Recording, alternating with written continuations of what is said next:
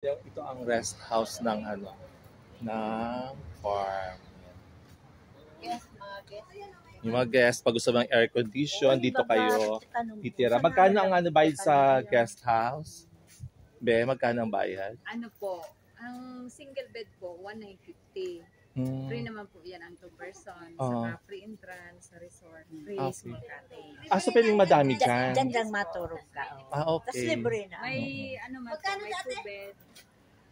Ang 2 bed po, good for 4 person.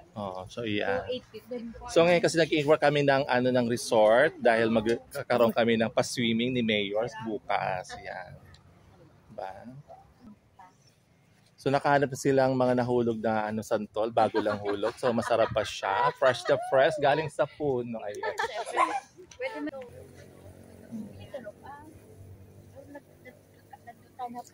Para mas maganda pa to sa flower, sunflower Oo, mas ng maganda Tigaw. Diba? Maganda pa Ay, kami to. naman. Nag-entrance pa kami ng 20 doon, wala naman masyado nakita. Yung sunflower naluluyos na kang araw.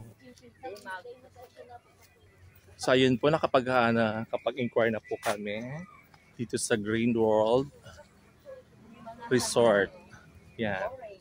So ito mga bagong halaman na ngayon mo lang siya ngayon ko lang na siya nakita, mga ganito pa siya. Yan. Diba? Kakaiba siya. Ito din, parang galyang yan. Yan. Kakaiba siya yan, guys. Again. Ito din. Yan. Parang galyang. So yun lang mga Mars. Thank you for watching. Thank you Green World Resort for the accommodation. Thank you so much. Bye!